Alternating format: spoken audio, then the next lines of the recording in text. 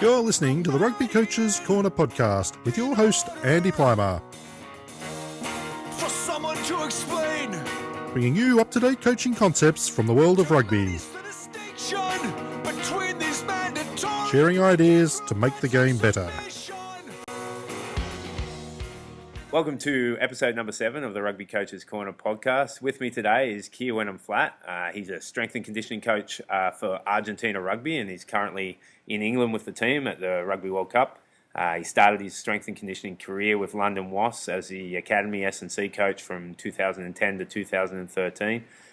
He spent 6 months after that as head S&C coach with the Rotherham Titans before taking on the Argentina role in 2013, as well as spending a period of time with the Sydney Roosters Rugby League Club as head strength coach, the speed and power coach for 2013 and 14. He's also the owner-operator of the RugbyStrengthCoach.com, and it's great to have him on the show. So welcome, Keir. Thank you very much, mate. I'm glad you just brushed that 6 months at Sydney Roosters as quickly as possible. well, maybe we'll get into that in a second. Yeah, yeah, absolutely. Well, first off, what's your backstory? How'd you get into the strength and conditioning field? What kind of rugby exposure did you have growing up and all that kind of stuff? Well, I mean, I was the typical unskilled fat kid growing up. So I decided really early on that Rugby's perfect for you then. Yeah, I was not going to be a football player.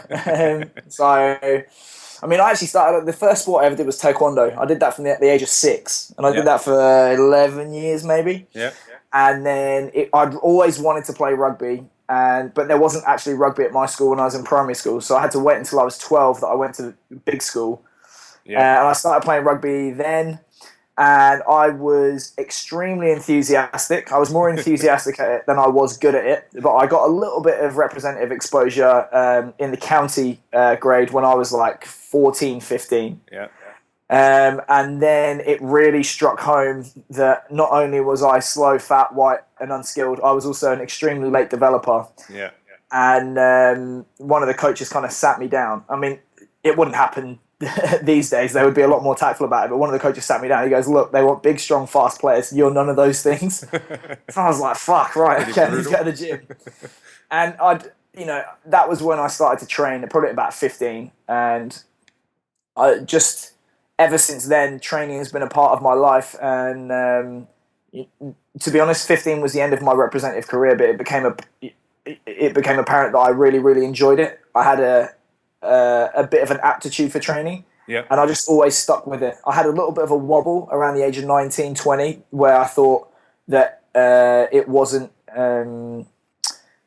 highbrow enough to be a strength and conditioning coach, and I thought, maybe I'll do psychology. But when I tried to do that at university and I was soon miserable, I decided to quit university the first time and start again, and that's what I've been doing since 2005, basically, working towards what I'm doing now. Yeah, amazing.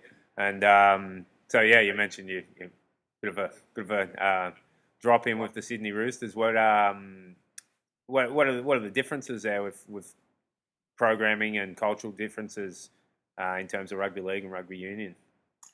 I can only speak from my experiences. It's one club in a league of 16. I've had a little bit of interaction with the other clubs as well. From a cultural perspective, it's definitely a different experience for the players, just because Australia and maybe basically Australia, not New Zealand as well. Australia is the only country where rugby league players or even rugby players are the most famous athletes in their country. Yeah. They live in a real big fishbowl. They get paid a lot of money, and in my experience, some of the issues that started to creep in with soccer here, they're getting a little bit of it within the NRL in Australia in terms of behaviour. Players being placed under a huge amount of scrutiny and things like that. So that was one thing that I dealt with, which I have no problem with that. Some of the things that I did have issue with as a coach is that because rugby league is somewhat of an insular world as it is anyway, and the NRL is an even smaller world within itself because they are the leaders in the sport, I found a little bit more resistance to newer ideas or certain different ways of training the athletes than I found in rugby union. Yeah, right. And they really do pride themselves on being this is the toughest sport in the world. And for that reason, you get even more resistance to the idea that training doesn't have to hurt, and not all training has to be maximal. And sometimes it's actually more intelligent to do less with less intensity and less volume and progress as an athlete than absolutely go balls to the wall. Yeah. So that was some of the little issues that I had. But ultimately it was still a valuable experience. I took a lot from it. It's just I'm not going to continue my career there. Yeah, for sure. And that's really interesting. It's kind of like a bit of a "this is how we've always done it" syndrome. Absolutely. And in fairness to them, I made a mistake of going to a club that won the NRL. Yeah. They'd won the NRL the year before. Yeah, they're not going to change much, huh? They brought me in and they said, do you want to do this job? And I was like, hell yeah, I want to do the job. And they said, well, obviously, if you get a little bit too far away from what we did last year, we're going to speak up because we won the Premiership and you don't want to fuck with the formula. And what I considered to be not too far of a departure from what they did the year before was too much for them.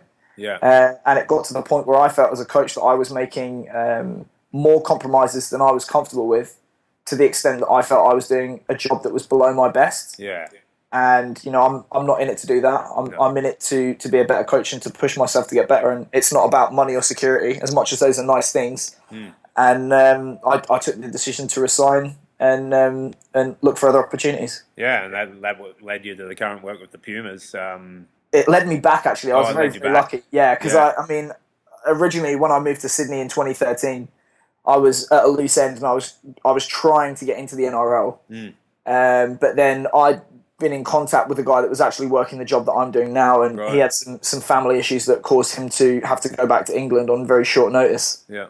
And from my relationship with the company that served the contract of the strength and conditioning, they basically said to me, we need a guy on 2 days' notice. Do you want to do it? And I was like, yep. Absolutely. So I did that, and then thankfully, when I'd left the Roosters, they were lining up a replacement for me to go at the Pumas, but then that replacement actually dropped out, and it all worked out well for everyone involved. They said, listen, you can come back and serve the next 2 years until the end of the World Cup if you want. And they said, if the All Blacks offer you $1 million, you're not allowed to take the job. And I said, right, let's do it.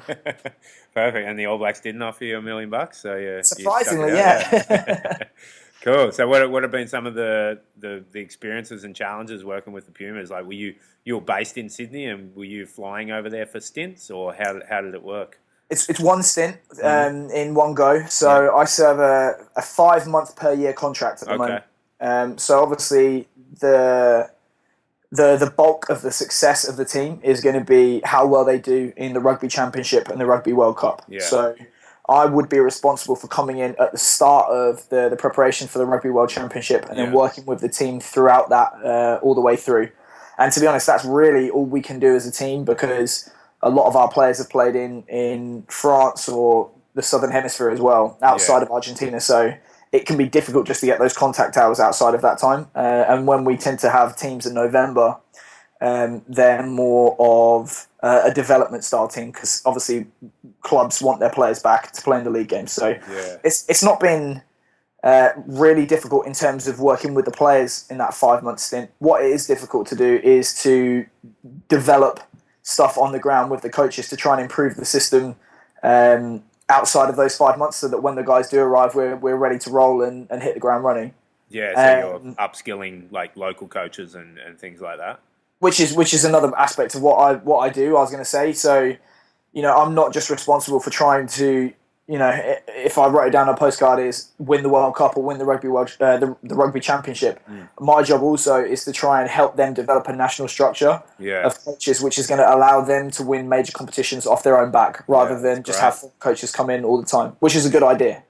And how has that been? Like, there's got to be some very difficult challenges. Absolutely. Very. It's not the size of Australia, but it is a lot bigger than England as a country. So there's a lot of distance in between it. The standard of coaching is quite low, to be honest, and that's because all of the information that gets disseminated is in English, like the Russian stuff, which I'm a big fan of. All of that stuff is not getting translated into Spanish. Verkhoshansky stuff gets translated into Italian, then into English, and then if you try and translate it again into Spanish, it just loses all meaning completely. Absolutely.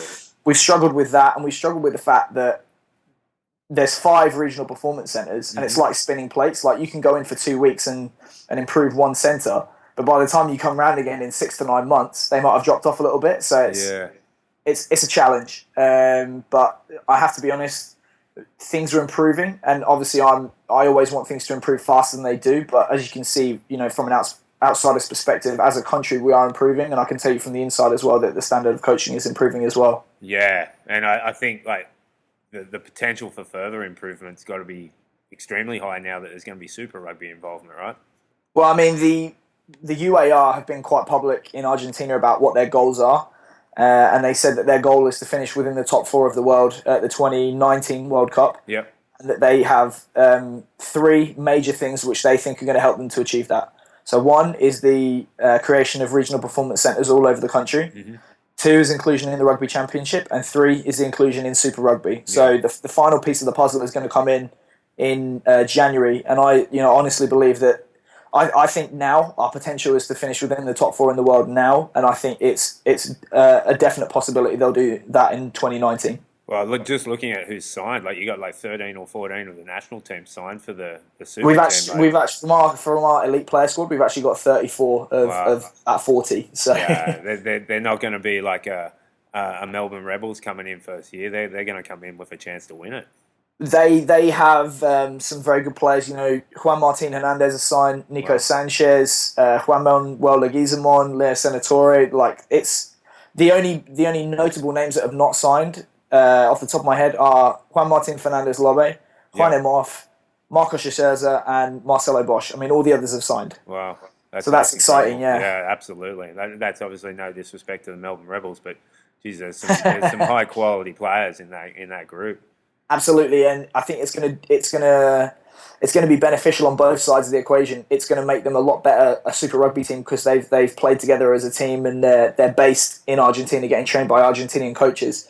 And I think that's only going to have a good effect on the national team as well. And to be honest, I'm not sure if it's official or not, but I would expect them to adopt the same policy that that New Zealand and England have adopted, and that is if you don't play in Argentina, you don't play for Argentina. Yeah, that'd have to come pretty soon, wouldn't it?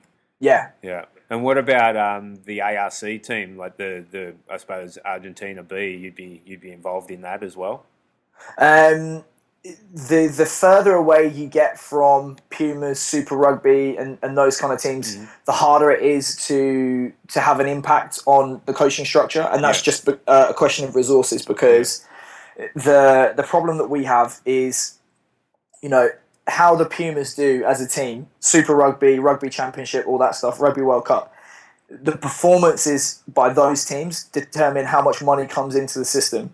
So you have to be selfish in some regards to try and put as much of your resources as possible into those teams to make sure that they perform to their potential. Yeah. So that it creates more money down the line so that you can then let it trickle down. So it's quite difficult to try and balance those two because you don't want to neglect other teams, but you do want to have an impact or the biggest impact in terms of financial support coming in for the other teams. Yeah, absolutely.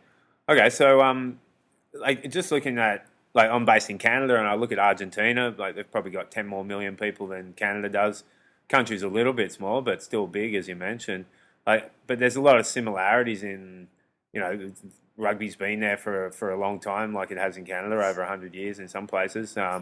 You're competing with a higher profile sport, soccer there, ice hockey here. But there's clear differences in the results with Argentina doing so well. Is there anything you've noticed that you might not have a Canadian kind of background on what's happening here in rugby, but what do you think the difference is?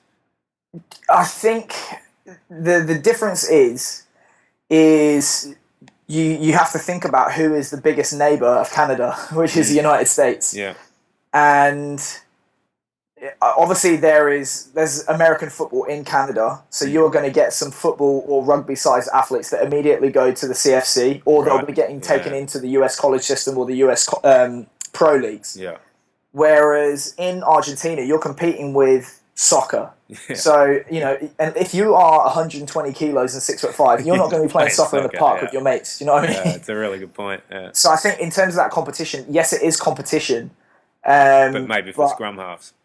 Yeah, I mean, but we have a few guys in our system that were football players. Manuel Montero is a good example. I mean, he's 6'4" and he's 105 kilos, and he actually started out as a footballer at a pro club in the youth system, and somehow, obviously he ended up in rugby because he's a friggin' beast. But I think there is competition, but it's a little bit different. Yeah.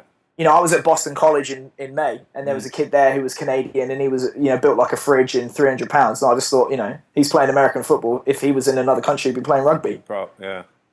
No, that's a good point. So let's talk a little bit about programming that you've done with the Pumas for this World Cup. You mentioned you have this 5-month window. What was your mindset going into that? Considering you had the Rugby Championship included there, and then in your pools, you've got a team like the All Blacks, and then the next game was a team like Georgia, two very different sides. How did that influence your program, and what was your kind of philosophy with that challenge?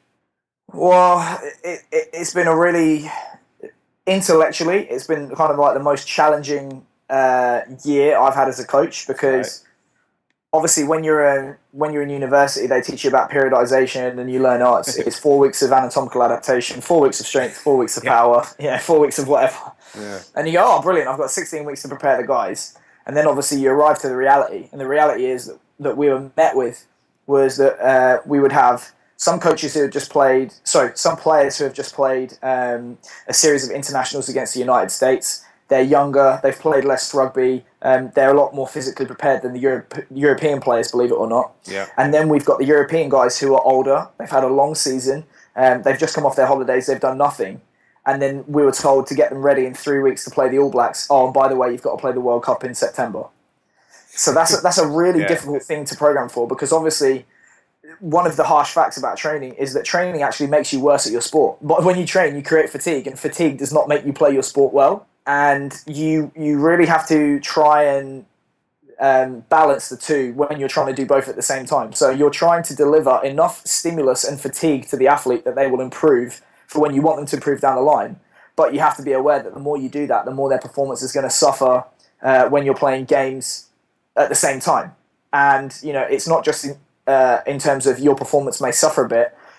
Performance and injury prevention are two sides of the same coin. If you're exposing them to a lot of fatigue, which makes them suck at their sport, you're going to hurt them as well if you're not careful. Yeah. So what we had to do was try and identify what we thought was the bare minimum of load or intensity or frequency that is going to allow our athletes to continue to develop without having too great of a cost in terms of their on-field performance. Yep. And then what we also tried to do was identify windows within the preparation where we could push harder and try and get more of a developmental load in the players when the schedule permitted. So the model that we adopted, I can go into a bit more detail about it, but we have like a 4-stage model, which basically works backwards as this. So like the final block that we go into, which is our competition, is how do you take all of the physiological adaptations that you've developed in previous blocks and express them in the most efficient, effective manner on the field of play. So that would be an example of like that old pro who physically is falling to pieces, but he keeps up with everyone because he knows how to get every last drop out of what he has. Yeah, absolutely. So that's our block 4. The block that comes before that is trying to develop all of those abilities that underpin a player's ability to perform in their position. So if you're a prop, it's going to be stuff like limit and isometric strength in pushing patterns like a scrum. If you're a winger, it's probably going to be like high speed strength, reactive strength in kind of sprinting actions, and a running vertical jump to receive the high ball. That's things that we focus on. Yeah. That's block 3. Now we know that underneath those position-specific abilities, we're going to have just general physical qualities that underpin those, and that is maximal speed, maximal strength, and maximal power. Yeah. We know that generally speaking, if you can increase those qualities in any rugby athlete, they're going to perform better on the field of play. Yeah. They're not going to be the best athlete because obviously they need to be position-specific and know how to use it, but improving those qualities gives us a great foundation to develop even more on. And then the last block, which is, or the first block, working backwards, is our preparation block. Yeah. Training maximal speed, strength, and power is really stressful to the body, and you're going to get injured if you don't earn the right first. So what we try and do in the block 1 is prepare the body, develop work capacity, and make sure that when we do push hard, the wheels don't fall off. So we tried to adopt that 4-phase model throughout the preparation. So before the Rugby Championship was phase 1. Okay. During the first block of the Rugby Championship was phase 2. Then we gave them a week off. of like reduced phase 2. Then we moved into phase 3 when we played South Africa those 2 times. Yep. We went back to phase 2 when they had 2 weeks at home. And then as we moved into our week against Leicester and our week against Portugal, we were in our phase 3. And obviously as we arrived in the World Cup with New Zealand last week and this week, we're in our phase 4. So at the moment, the load is extremely low. There's not a lot of stress because for us, the capacity for the guys to get better is very, very small indeed.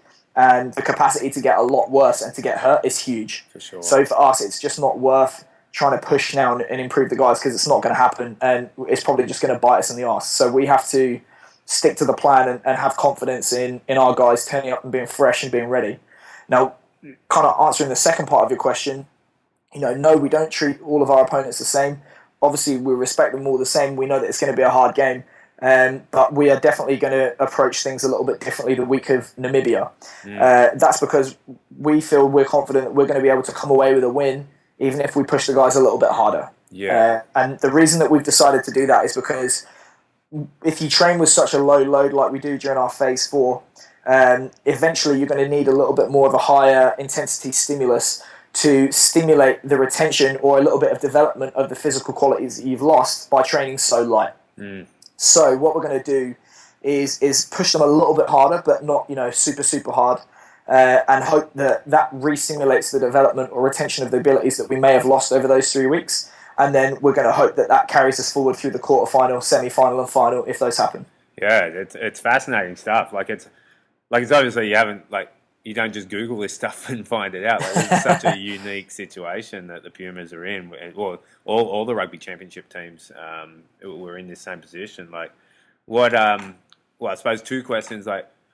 What were some of the key kind of resources you called on, and 2, how are you going to? Obviously, results will tell you whether you're successful or not. But are you tracking? How do you track it to follow up and look back at it in a month's time and go, yeah, that worked, or this part didn't, or something along those lines? Well, we try and adopt kind of a readiness-based approach to training. Yeah.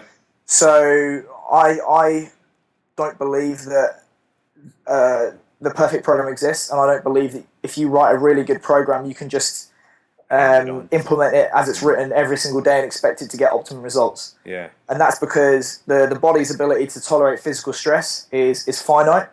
And psychological and non-exercise stresses tap into those physical resources exactly the same.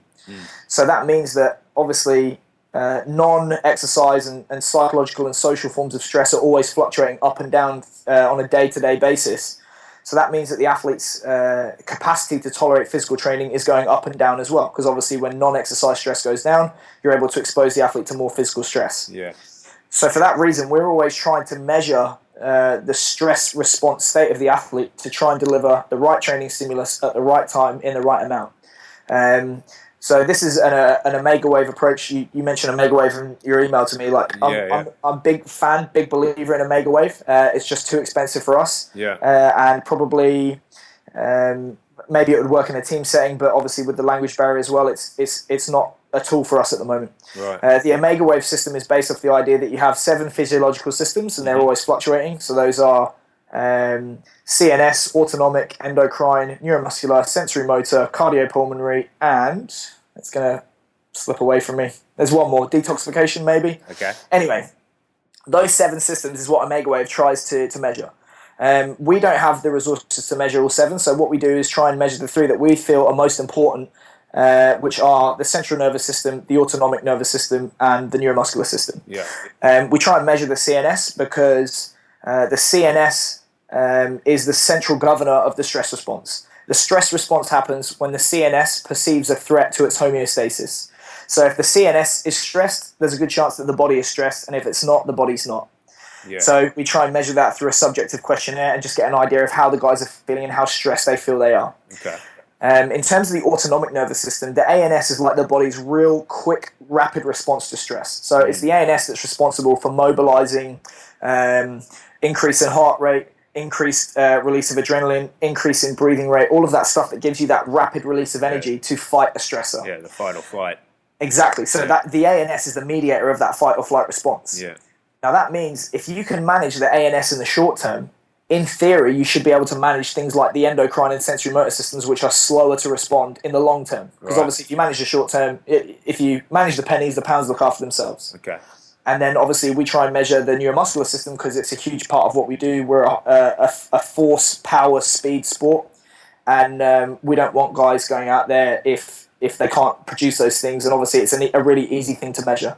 So we try and measure with a subjective questionnaire. The ANS stuff is difficult with what we're doing, but we're trying to get it from like heart rate recovery and HRV. Okay. And then in terms of the neuromuscular, we do a standing broad jump assessment. Okay. It's probably not as sensitive as reactive strength index, but we don't have the ability to buy 15 jump mats for all of our teams.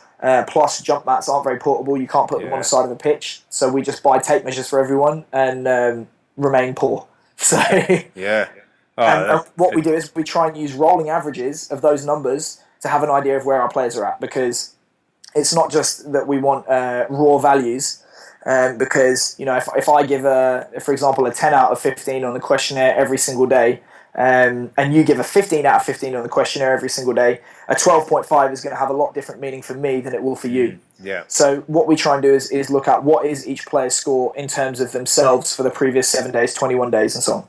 Okay, yeah, I like that it's it's pretty grassroots. I think that'll apply and people will be able to adapt to that. Like, because I don't think there's many rugby clubs out there in the amateur world or semi-pro world that's got a mega wave or jump mats. So yeah, to hear that a national team's doing it and is able to monitor their athletes, I think like using these methods, I think that's great.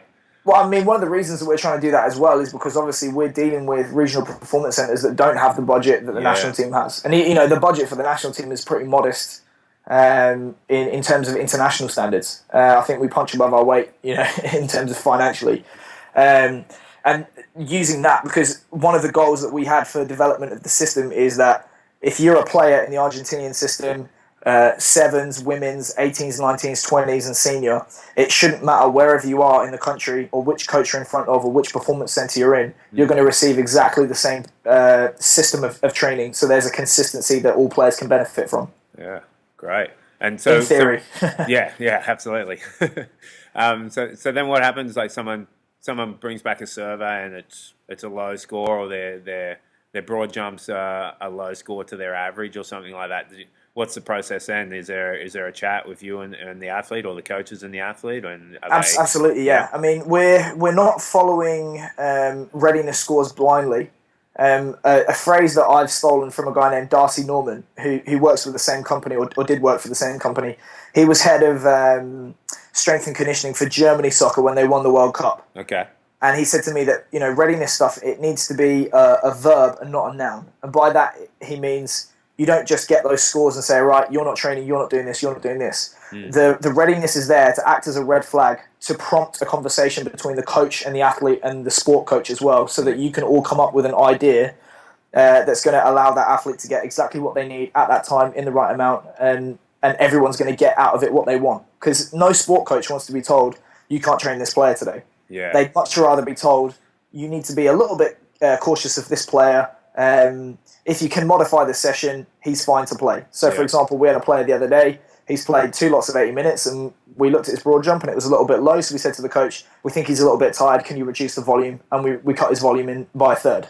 Yeah, and I'm sure it's player to player too. Some players can tolerate, like they can just kind of grind it out, but others it might be, especially if they're a key positional player, you might be a little more cautious with them too, no? Absolutely, and I think that's where you kind of get that kind of coach's eye thing of an experience of working with your players. You know who you need to be more careful with. Guys you can push a little bit harder with, and unfortunately it's really difficult to learn that out of a book. You just have to do it day in and day out. Yeah, okay, great. And so just to backtrack a bit, did I hear you say like that the European-based players, the Argentinian European-based players actually were less prepared than your home-based players? Correct. Yeah, really? There's maybe a few reasons for that. Maybe it's they're older players. Okay. Maybe it is they do too much playing and not enough preparing. Yeah. And maybe it's the quality of the training. I don't know. Yeah. But to give you an example, we have an Argentinian-based player. He's never played professional rugby. He's 110 kilos and his broad jumps nearly 3 meters 20. Our next closest broad jump is a guy that's never played professional rugby, 105 kilos, 3 meters 5. Wow. You know, there's some explosive guys in that team Absolutely. that don't play in Europe. So Yeah. it's actually been a transition in the last few years that those players who train most of the year within our system are starting to perform better than the European-based players, and obviously we've taken that as a bit of a compliment. So yeah, we're going to keep doing it. Yeah, absolutely. That's great.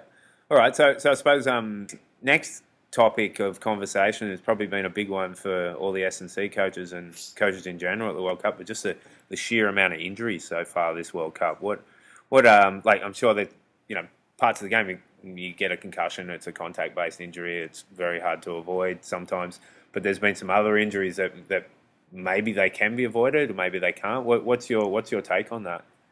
I think you're right about distinguishing between contact and non-contact injuries. A contact injury, how do you avoid contact injuries? Well, you play less minutes of rugby. Like if you look at the stats, the more minutes of training and competition you do, the more contact injuries there are. Yeah. And contact is an integral part of our game, so you really can't avoid them to an extent. I mean, you can try and avoid them by modifying the contact of certain practices, but you're going to pay a price in terms of doing that in having players that are unprepared for the realities of the game. Yeah. In terms of the non-contact injury, speaking purely in theoretical terms, without being rude to any of the other coaches out there, any non-contact injury is 100% preventable. Really? And I include myself in that. We've had a couple of... we had one non-contact injury so far, which is resulted in a player out for 10 days. We've had another near miss. Yeah. And I take those as personal insults to myself in my inability to manage the training process. And here's why I think they're preventable. And that's because any non-contact injury occurs because of an imbalance between the physical demands of the environment on the athlete and the capacity of the athlete to tolerate those demands. And that can be acute or it can be chronic. Whatever it is, it's from an inability to manage the environment of the athlete. And by that, so within training, is it easy to manage the environment of the athlete? Absolutely it is. Everything in the training environment is completely controllable. Within the context of matches, you're trying to raise preparation as high as you can of the athlete relative to the demands of the game. So you should not be putting athletes out on the field who are underprepared to face the demands of international rugby. So if a non-contact injury happens, it's happened because of errors within the training process. And if you get more, you're either extremely lucky or you're making more errors. Yeah. No, with respect. Yeah, no, absolutely. And I find that really interesting. It's, you know, a lot of people say, oh, it's just rugby, it's injuries happen in rugby, but absolutely not. It is not rugby. Yeah, exactly. I mean, to give you an idea, like, I know it's a different level, the demands on the athlete are different, but like, when I was at London Wasps and we had a lot more control over the environment of the athlete, we went through 9 months where our worst injury was a hamstring strain. Wow. And when I was at Rotherham Titans, the injuries went down 70% because we actually started paying attention to how the guys felt and started reducing their load a little bit. So there are occasions when I can understand why they happen, but for an example for you is, you know, you've got a rugby coach who says you have a massive opponent coming up in a few weeks, and I don't care whether the guys are tired, they need to go out and they need to train and be ready to face this opponent. And you know what? That sport coach has probably got a point, because you cannot send players out onto the pitch who are not tactically and technically prepared for the game. But you need to understand that there's going to be a physical cost that you're going to pay in that. Yeah. So I can understand why they happen, but you know, in theory, they should not happen. And I think, you know, in my ivory tower of performance, the coaching staff as a whole should be united enough, and everyone should be good enough at their job that you can make compromises to prepare athletes optimally for the sport and not have non-contact injuries. Yeah. Okay. Great. Well, it still happens, though. You know? Yeah. But it's some really good advice, and to hear the stats of programs you work with, how much they can come down just by asking guys, how do you feel? Like, I think that's pretty significant. Absolutely. Yeah. You know, it doesn't have to be hugely scientific, but if you just speak to your guys every morning, like, you can tell, like, when they come in and they're good, you can push them hard, and when they come in and they're not, you can't. Yeah. And it's funny, like, I've got a friend who works with Division 1 basketball in the States, and he said, do you know what the most important thing he's found for his athletes for recovery status? is whether or not they get laid the night before. He said they can be dehydrated, they can sleep like shit. He said if they've got laid the night before, they'll come in and train like Tarzan. And I've kind of done my readiness assessments with guys in the morning. They'll come in, I'll say, how you doing? Oh, not good. They'll do the test, and I'll say, is everything all right? And then obviously it comes out they've had a row with their missus, they've split up with their girlfriend, and you can just tell. So it's really interesting. Yeah, it's fascinating. All right. One of the other massive things that people would have been talking about, no doubt, was Japan's win over South Africa. I just watched that game earlier today for the second time, and it's just I still can't believe that it happened. But yeah, it's just incredible. Obviously, there's a huge amount of spirit in that team, and they're very skillful as well. But how much of that win can you put down to their physical prep? It's really tough because obviously, just speaking from a sports science perspective, there are 4 areas which are going to underpin performance. Mm-hmm. One is tactical, one is technical, one is physical, and the other is psychological. Yeah. And, I always think it's like, if you imagine each area as like out of 10 points, and you can say, to be world champions, you need to be, 35 out of 40 points. You need to be near perfect in every area. And the lower down you go in the levels of rugby, the more possible it is to be a 10 in one area and be crap in the other areas and still win. Yeah. So I think, the biggest difference for them is the fact that someone like Eddie Jones has come in, because he's going to influence, from what I've seen, the culture, which is the psychological aspect. And he's going to influence the tactical and technical areas, which obviously they've done. And he's brought in Steve Borthwick as well, I think. Yeah, for line-out coaching, yeah. Yeah, and to be honest, the most important person within the coaching setup for me is the head coach, because he's going to be able to impact those 3 areas. And the better you are at those other 3 areas, the less you need to rely on the physical stuff. Now, have they progressed physically? Yeah, I think they have, but I still think if you were to look at them, they wouldn't be up there with the best in the world physically. I actually, my guess is that they've made more progress in the other areas than they have physically. Yeah. And the flip side of that would be, if you look at a team like Canada or the USA, they have really, really good strength and conditioning programs, and they have great facilities and stuff like that. But then that might be the flip side, that they're really, really strong in that area, but perhaps they lack a little bit in the other stuff. And I would say the same of a team like Georgia. Yeah, absolutely. Oh, that's a really good point. Cool. Okay. What about strength and conditioning coaches at the World Cup? Is there like a spirit of collaboration there? Do you guys get into dark corners and talk about your latest spreadsheet you've created on Excel and all these kind of things, or does it depend? Like some guys are open, some guys and girls are open, some guys and girls aren't. No, I mean everyone's fairly open. Just speaking personally for myself, I'm pretty open about what I do, and that's because my opinion is that there's no new information out there. There are no secrets. Yeah. It's really just who is able to take the information that's out there and apply it in the most sensible fashion and the most efficient manner. And just because you've got the information that I have doesn't mean you're going to be able to use it the same way. It takes years and years and years to put it together. And just also, I think it's good to help people. I've taken a lot of stuff from other people, and if I can do the same for them, that's great. And I think a lot of other coaches share that. I was lucky enough to meet Calvin Morris, who was with the RFU, now with Great Britain Cycling, and he's been helping out Georgia, so I had a good chat with him after the game recently. I didn't get a chance to speak to Nick Gill from the All Blacks, which is a bit of a disappointment after the game, but it's fairly open. I have a friend who's a strength coach with England. I'm going to try and catch up with him at some point, either during or after the World Cup.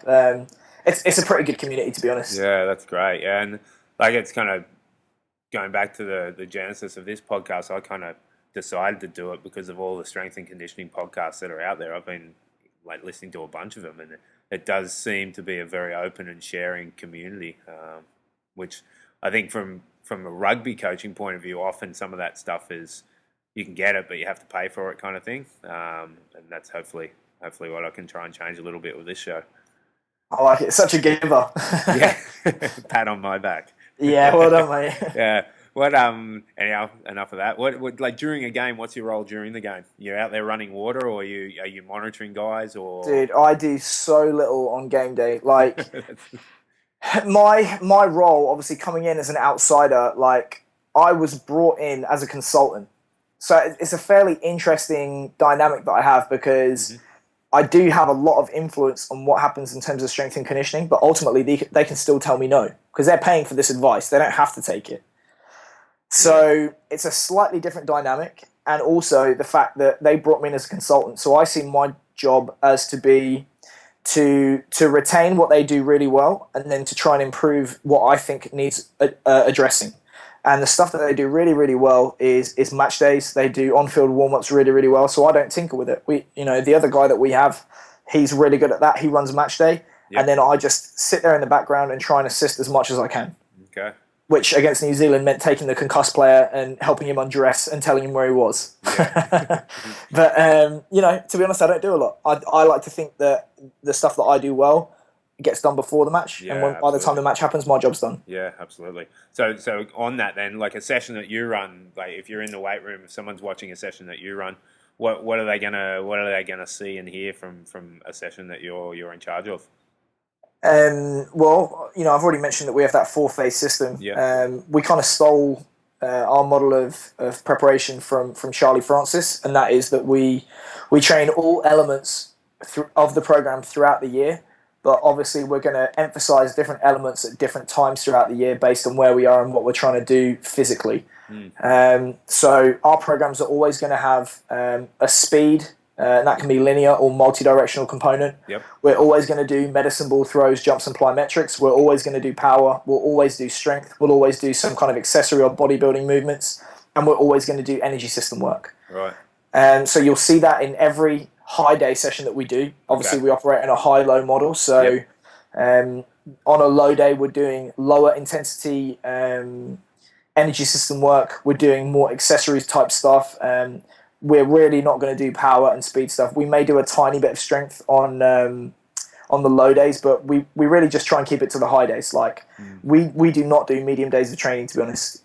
Someone told me once, medium works in clothing, it doesn't work in training. You're either stressing to adapt or you're recovering from stress. So that's what we try and do. And obviously, where we are in the year will dictate how we execute that particular piece. So to give you an example, if we're doing speed in our phase 1, we're not going to go up to 100% of top speed. We're going to work throughout the block to build up to 100% of top speed. We're going to focus a lot on technique and drills, and using stuff like tempo and hills and maybe sleds to slow the movement down, and to give the athletes opportunity to get used to the forces that they're going to be exposed to in phase 2, which is where they are sprinting at 100%, and they're trying to get in the highest amount of quality work possible that's going to raise those maximal outputs. And obviously, as we get into phase 3, we're going to try and teach them how to take those speed qualities that they've developed and express them within the context of the game and their position. And then as we come into phase 4, we just concentrate on the pitch and hope they retain what we've already developed. Yeah.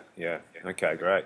And I'm sure this has happened to you in Argentina, if you've got a scarcity of equipment in a weight room, what are some of the must-haves that you need to have to keep to do all you're doing? I think you need... Well, I mean, I'll give you some insight. Like, last year, our training gym for the Rugby Championship was a marquee. Like, we literally set up a marquee because the gym that we were training at was too small. It had, like, 2 racks. So we had a big, like, wedding-style marquee in a field with an uneven wooden floor. Oh, great. And we had 4 squat racks. Yeah. 4 benches. Yeah. We had a bar in each one. We had 2 trap bars. We had some stackable dumbbells, and then we had some TRXs, and that was it. Okay. And that so I reckon you could get away with, if you could get a full power rack with a chin-up attachment and a bench, or an incline bench, and some weight plates and a bar, and maybe some bands, you'd be good. Yeah, right. Because I think a lot of club rugby's like that. They've got a shed attached to their clubhouse, and there's not much room in there to get stuff in there, so they're not going to have room for 5 Olympic lifting platforms or anything like that. Yeah. There's definitely a limit to what you can do as you obviously come down in terms of available equipment. Yep. But the amount of equipment at which it's impossible to be a good coach is extremely low. It's a lot lower than people think. You don't need a lot of equipment to develop good athletes. That's great. That's good to know. All right. Well, we always finish off the show with our final 4 questions. You mentioned your rugby playing as a kid. Who was your favourite rugby player when you were growing up? Oh, I really like Neil Back because he was the Yeah. same position as me, and he was Nice. also small. He just had a lot better of a career than me. I was a big fan of his too, and I think you look at the current England side, and I think they need a Neil Back. There's not much pressure on the ball at the breakdown. Well, they always say attacking that defence. Chris Robshaw's a 6.5. Yeah, right. And I'll tell you who I think they miss most. Maybe it's changed a little bit with Joseph's now, but for the longest time, I think they've missed a player like Will Greenwood. Yeah. Because, they've never been short of 12s to bash it up. But it was that, Will Greenwood being on the outside of Mike Tyndall, they never seem to replace him for me, which is a shame. Yeah, and it's a tough position to find a world-class player there. I think probably the best one going around now would be Conrad Smith in the current World Cup. Because you've had Tim Horrons and the like. Tim Horrons, the 12th, Brian O'Driscoll's and the like. But and to put him on the outside of Mar Nonu. I trained his brother actually at Rotherham. And, I've told his brother, I honestly think his brother is probably one of the best 12s ever. If not the best, because it's just one of those players. When we play him with Argentina, he can go through you, he can go around you, he can put somebody else in space, and your heart just sinks whenever he gets the ball. Wow, it's amazing. Cool. Yeah. What about current players now going around? Who do you like watching? Well, it's funny, I really like to watch players play. Obviously, that's kind of like when it comes to fruition, and you get to, people see what you do, and the players get to enjoy themselves and realise all the hard work. Yeah. But one of the things that I really like to do is kind of watch the guys train, because that gives you an insight into how does that player become what they are. And I have to say, the opportunity to work with Sonny Bill Williams at the Roosters was, extremely interesting, because being able to watch him every single day, you kind of understand physically why is he what he is, and technically why is he what he is. And, he does a ton of practice. For someone who was like World Player of the Year at Rugby League, he was still putting in 15 minutes of passing every single day, every single session. That's awesome. Which is really interesting. Physically, he's not that strong. Yeah. He's not that fast. The difference is if you give him a moderate load, he doesn't change his speed. Yeah, so he is going to run the same speed over 10 metres whether you're hanging off him or you're not. Wow. Or he's going to push through you whether you're trying to tackle him or you're not. Yeah. Which is really interesting, and that's stimulated a lot of my thinking or research that I'm trying to do, and rather than looking just at how strong is an athlete, looking at how powerful an athlete is and what the shape of their force velocity curve is like, rather than just how much force can they produce. And then another player in that vein is Juan Martin Hernandez. That guy does stuff with a ball when he's tired in the middle of a game that I could not do if you gave me 100 times to do it when I was fresh. And you saw a few bits of that in the New Zealand game. And he's an extremely humble guy, just a really, really nice guy. I don't think he realises how good he is sometimes. And Wow. It's been a real honour to work with him. That's great. It would have been bittersweet then, seeing how much Sonny Bill Williams changed the game when he came on. Absolutely. I mean, that was probably the difference for us as well. The depth that they had in the bench. I think they put 3 Centurions on the bench the other day in New Zealand, which is unreal. We don't have one. Yeah. It's quite the position they're in, absolutely. And if they don't win it, they've got problems. Yeah. What about coaches then? Who's one of your favourite coaches that's been around? I have only met him the once, but everyone speaks extremely highly of Michael Checker. Yep. From what I understand, he's huge for the culture that he sets up at the teams. He's a real leader in terms of culture. I put up a video on my website recently talking about what's the difference between leadership and management. And leadership is obviously you're not the guy whipping the workers from behind. He's the one pulling from the front. And the ARU put up a photo of Michael Checker running hills with his guys in Manly for their final World Cup camp. And I think that sums it up. That was awesome. It was great. Yeah. He doesn't have to do that, but I think it makes his players respect him, and it makes everyone feel like they're in the same boat. And stuff like cleaning up the rubbish after their game at Soldier Field in the States. And it's key. That's great. Absolutely. So I really respect him as an outsider, as a coach. Obviously, Trent Robinson has been very successful. 3 minor premierships in a row at the Roosters, very young as well. And obviously, I'm working with Daniel Hurtado at the moment, and I'm really respecting his vision as well at the moment. He is not afraid to make big decisions, and he's not afraid to maybe take some risks in the short term for long-term success. And I really respect that, and I'm enjoying being a part of it right now. That's great. Yeah, it must be a buzz. Okay, yeah, that everyone's pulling in the same direction and trying to build something for the future. It's a really good place to be. Pretty special, yeah. What? Okay, and then last question: Who are some coaches who are kind of grinding away in the nether regions of rugby that you think deserve a shout out? Oh well, I'm not sure how much longer he's going to be in for rugby, because he's just started an internship with probably the best track and field coach in the country. But you've already had him on, it's Tom Farrow. Yeah, right. Yeah, no, he was episode 6. Yeah. Tom is an amazing coach. He's been kind of hard dealt by in rugby, but he is a super, super coach. He's one of those guys that makes me feel like an idiot every time I see him, and in a good way. Sam Portland, another guy that I work with at Wasps, is excellent.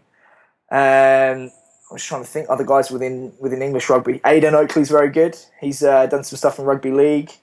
Mladen Jovanovic, who he's on his way to a new job at the moment, but he's currently based at Aspire in Qatar. He is just years and years ahead of most other strength and conditioning coaches. And people talk about like the misunderstood genius. I think if people could just understand what he's trying to do, he would be perceived as far more important than he is. But he's an excellent coach. Oh, that's cool. All right, great. So just to close out, where can people get in contact with you? Where can they learn about rugbystrengthcoach.com and those kind of things? So if you just Google Rugby Strength Coach, my website should come up top. I'm on all the social media platforms. I'm doing a few different things. I have an online community that I do now, which is it's basically for developing and established strength coaches who want to get better as practitioners. Every month we have a speaker that presents a webinar from professional sport. We have a lot of discussion and interaction with other coaches there. It seemed to go down really well, and I'm going to start building that more in the new year. I'm doing some seminars in Northern Ireland and England in November at Hartpury and Belfast, and you can find details of that on the website. And more than anything, I just like interacting with people and trying to do my best to raise the standard of strength and conditioning coaching within rugby. All right, well, you're doing a great job, and super stoked to have you on the show. And thanks a bunch for giving up your time. I know you're right in the guts of the Rugby World Cup, but really appreciate you coming on the show, Keir. Mate, thank you for having me. I appreciate it. Yeah, no worries. All right, cheers.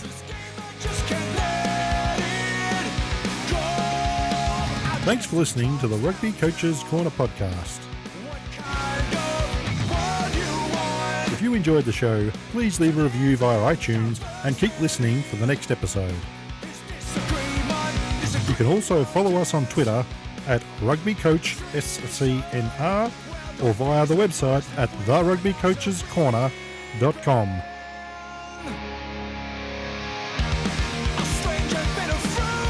Until next time, keep sharing ideas to make the game better.